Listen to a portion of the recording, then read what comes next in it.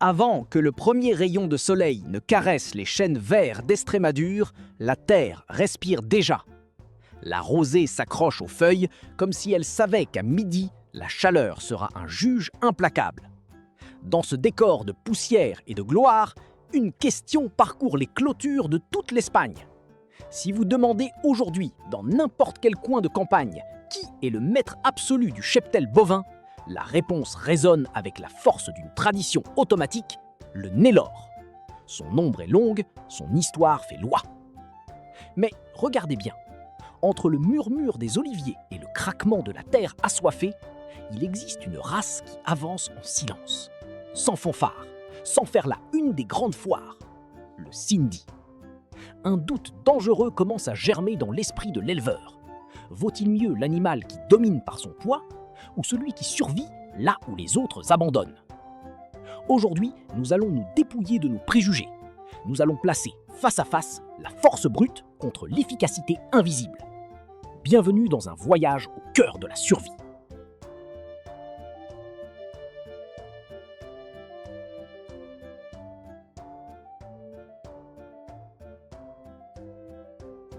Regardez l'horizon, sous le soleil de plomb du midi extrémaigne. Le Nélore s'y dresse comme une cathédrale de chair et d'os, un chef-d'œuvre de sélection qui domine les plaines depuis des décennies. C'est, sans aucun doute, une vision imposante. Des vaches au dos large qui semblent porter le poids du ciel et des taureaux à la musculature rappelant les sculptures classiques taillées dans le marbre. Depuis des générations, le récit en Espagne et dans le monde est simple, presque dogmatique. Le poids est la seule monnaie d'échange qui compte.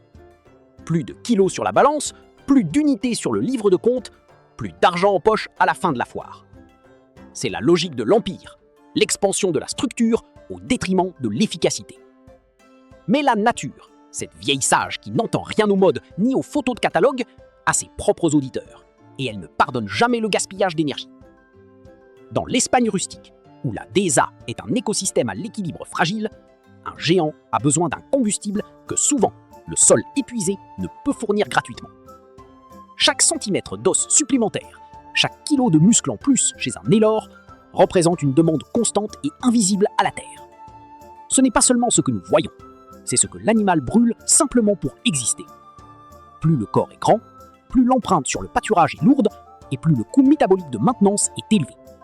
C'est de la physique pure appliquée à la biologie. Un animal de grande taille est comme un moteur de forte cylindrée, impressionnant en puissance, mais coûteux au ralenti. A l'inverse, baissez maintenant les yeux vers le Sindhi, plus compact, plus bas, avec une peau qui semble faite de parchemin résistant, conçu pour dissiper la chaleur et protéger les organes vitaux. Le Sindhi est l'art de la miniature fonctionnelle, un joyau de l'ingénierie biologique qui a appris à privilégier l'économie sur l'ostentation. Là où un Nélore voit une plaine insuffisante, un désert de chaume qui ne suffit pas à remplir sa grande carcasse, le Sindhi voit un banquet. Il ne demande pas la permission de survivre.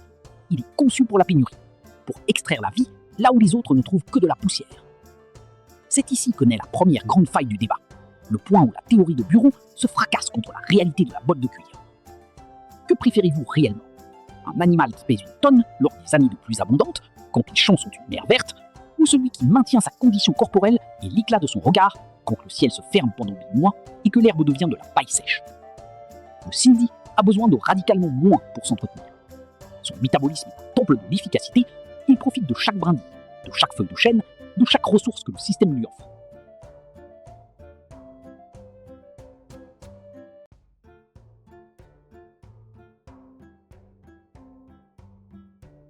Si nous analysons le système à la racine, le Nélore est un animal qui répond magnifiquement à une gestion intensive. Donnez-lui un pâturage de qualité, une rotation parfaite et une supplémentation ajustée et il vous rendra une carcasse qui fera briller les yeux de n'importe quel acheteur de viande. Mais dans l'Espagne profonde, la gestion n'est pas toujours celle des manuels. Les imprévus climatiques, les parasites et la fluctuation des prix des céréales sont les véritables juges de la dehesa. Le Sindhi, avec son pas court et décidé, ignore ces crises. Son avantage n'est pas seulement génétique, c'est une philosophie de vie gravée dans son ADN. C'est l'animal qui permet à l'éleveur de dormir tranquille quand la sécheresse frappe, car il sait que ses vaches ne vont pas fondre dès le premier manque de fourrage vert. Tandis que le Nélore presse le sol, le Cindy y marche avec légèreté, permettant une charge animale plus élevée par hectare sans dégrader l'écosystème. Le secret du Cindy réside dans sa capacité de stockage et de conversion. C'est un animal qui sait quand économiser et quand investir. Ses réserves de graisse, stratégiquement situées, agissent comme une batterie de secours que le Nélore, par sa propre sélection vers la croissance rapide et la viande maigre, a progressivement perdue au profit de la vitesse de gain de poids. Mais à quel prix achetons-nous cette vitesse ? Dans l'élevage rustique, celui qui court le plus vite est souvent le premier à s'essouffler quand la route s'élève. Le Cindy, au contraire, est le coureur de fond, celui qui maintient un rythme constant, celui qui ne faillit jamais.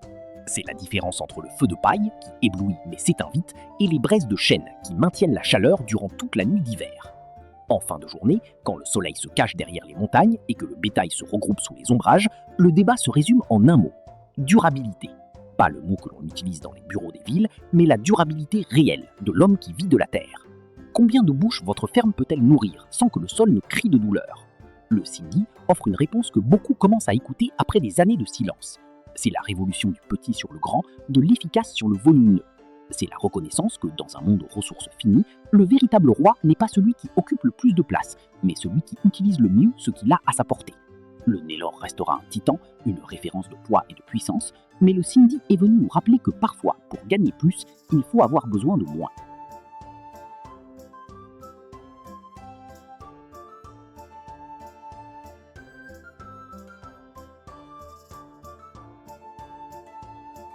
Dans l'immensité de la DSA, là où l'horizon semble se fondre dans la poussière, il existe une vérité écrite avec du sang, de la sueur et de la patience sur les lourdes portes en bois des enclos.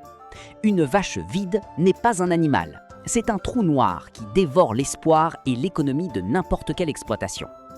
L'esthétique des catalogues et l'éclat des trophées dans les foires sont pour les salons citadins. Dans la boue et la sécheresse, le seul langage que l'on comprend est celui du résultat tangible. Et c'est précisément ici, dans l'examen le plus rigoureux de la nature, que le Cindy, petit par la taille, mais inébranlable dans sa mission, commence à réclamer un trône que beaucoup croyaient réservé aux géants. Sa fertilité n'est pas un accident de laboratoire, ni le caprice d'une sélection moderne. C'est un héritage génétique forgé durant des millénaires, dans des régions où la mort guette celui qui ne se reproduit pas avec l'urgence de l'instinct. Observez le regard d'une mère Cindy. Il y a une sagesse ancestrale dans ses yeux qui lui permet de comprendre que le temps est une ressource non renouvelable. Cette race possède la capacité presque miraculeuse de prendre le taureau quand le ciel oublie de pleuvoir pendant des mois et que le champ devient un désert de chaume calciné. Tandis que d'autres races arrêtent leur cycle reproductif pour préserver leur propre vie, le Cindy maintient son taux de fertilité avec une obstination qui défie la logique climatique. C'est la précocité de celui qui sait que la vie est courte et l'environnement hostile. Ces femelles entrent en reproduction des mois avant leurs homologues de plus grande taille, devenant des usines à vie autonomes alors que les grands exemplaires consomment encore des ressources pour finir de former leur squelette. Dans la comptabilité rurale, Il ne sert à rien d'avoir une reine dans l'enclos si elle ne nous donne pas un veau tous les 12 mois. Le Cindy comprend que sa mission dans ce monde est la continuité absolue. Sa facilité de vélage est presque légendaire chez les vachers de la vieille école. Des petits qui naissent avec une vitalité étonnante, se levant sur leurs pattes tremblantes quelques minutes seulement après avoir touché le sol, cherchant leur subsistance avec une force qui garantit leur survie sur les terrains les plus difficiles. L'instinct maternel du Cindy est une armure invisible. Elle protège, élève et sèvre des animaux robustes même quand elles-mêmes semblent être à la limite de leur force. C'est cette curiosité qui nous oblige à regarder en arrière, vers les techniques séculaires de nos grands-parents, où l'animal le plus précieux n'était pas celui qui gagnait le plus de prix, mais celui qui se maintenait seul, celui qui ne posait pas de problème et qui transformait l'adversité en biomasse vivante. La relation de l'homme avec la nature sur ces terres d'Espagne a toujours été un équilibre de force, et le Cindy est le poids qui fait pencher la balance vers la durabilité réelle. Valoriser l'autonomie sur la dépendance, c'est récupérer la sagesse paysanne perdue à l'ère de l'industrialisation effrénée. Chaque veau Cindy au sol est un témoignage que l'efficacité n'a pas besoin d'être bruyante ni gigantiste.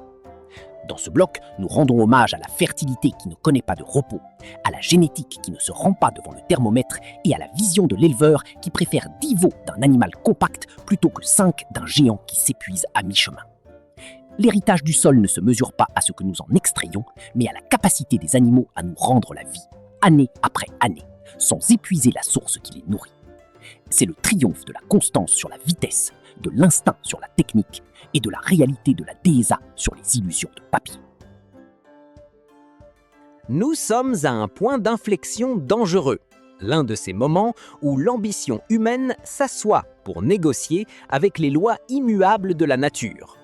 Le Sindhi, dans son désir de conquérir les marchés les plus exigeants et les couvertures des magazines spécialisés, est poussé vers une évolution accélérée qui frise la limite de sa propre essence.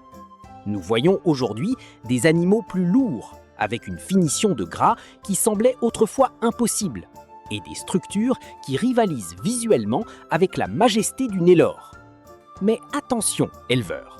Chaque gramme de viande gagné sous la pression d'une sélection artificielle orientée uniquement vers le spectacle de la balance peut être un gramme de rusticité qui s'échappe entre nos doigts pour toujours. Si nous transformons le Sindhi en un animal dépendant de l'abondance et d'une gestion en gants de velours, nous lui aurons volé son âme de guerrier du désert. Sa véritable magie, celle qui le rend unique au monde, ne réside pas dans les kilos qu'il affiche à la foire, mais dans sa capacité indomptable à ne pas mourir quand le monde s'écroule autour de lui. C'est l'avertissement que l'histoire nous a crié à l'oreille avec d'autres races qui se sont perdues en chemin. Quand on ne cherche que le rendement immédiat, on sacrifie la résilience qu'il a fallu des millénaires pour construire. L'évolution réclame toujours un tribut. En sélectionnant pour le poids et une précocité extrême, nous augmentons silencieusement les exigences de l'animal. Nous le rendons plus délicat, plus dépendant d'un pâturage de premier choix et d'une supplémentation qui ne doit jamais faire défaut. Et c'est là que le Sindhi perd son plus grand atout, sa capacité à être le dernier rempart contre la crise. Ce n'est pas de la théorie, c'est la réalité qu'ont déjà vécu ceux qui ont sacrifié la fertilité et la résistance sur l'autel de l'esthétique bouchère. Le Nélore, pendant ce temps, observe depuis son trône de stabilité. Il a pour lui une base génétique immense, répartie et testée dans chaque recoin de la géographie, des montagnes les plus froides aux plaines les plus brûlantes. Cela lui confère une prévisibilité qui, dans l'élevage, où le risque est le pain quotidien, vaut autant que l'or. Mais le Sindhi possède le feu de l'adaptation pure, une flamme qui a survécu à des sécheresses ayant effacé des civilisations entières. Dans une Espagne où les étés sont de plus en plus longs, où l'eau se retire dans les profondeurs de la terre, comme si elle avait peur du soleil, et où le climat est devenu un ennemi imprévisible, l'animal qui tient bon est le seul animal qui gagne. À la fin de cette journée, quand les lumières... La valeur suprême du Sindhi n'est pas seulement dans ce qu'il peut gagner lors des jours de gloire, mais dans ce qu'il ne peut pas se permettre de perdre lors des jours de misère, son essence de survivant infatigable. Gagner du poids est une chose que l'homme peut construire avec la génétique moderne et des aliments achetés. Mais récupérer l'adaptation et la rusticité forgées par les siècles, si on vient à les perdre, est une tâche que tout l'argent du monde ne saurait accomplir. Le Sindhi n'a pas attiré notre attention par ce qu'il gagne, mais par ce qu'il ne perd pas quand le système se tend et que tout le reste échoue. Nous voulons savoir ce que vous en pensez, vous qui vivez au quotidien les mains tachées de terre et le cœur tourné vers le troupeau. Vaut-il la peine de pousser le Sindhi vers un rendement maximum, au risque de fragiliser son bouclier de résistance, ou devons-nous protéger son trésor le plus précieux par-dessus tout ? Laissez votre avis dans les commentaires, car c'est votre expérience qui écrit l'avenir de ce secteur. N'oubliez pas de cliquer sur j'aime si vous ressentez ce respect profond pour le cycle de la vie. Abonnez-vous à cette chaîne, Imperiodas Machinas, pour continuer à analyser les systèmes qui font bouger le monde et accompagnez-nous dans nos prochains contenus. Car ici, dans ce coin d'analyse et de passion rurale, nous ne suivons pas les tendances passagères, ni les modes de bureau. Ici, nous écoutons ce que la Terre a à nous dire et nous respectons les systèmes qui fonctionnent réellement. Jusqu'à l'aube prochaine, où la DSA nous mettra à nouveau à l'épreuve.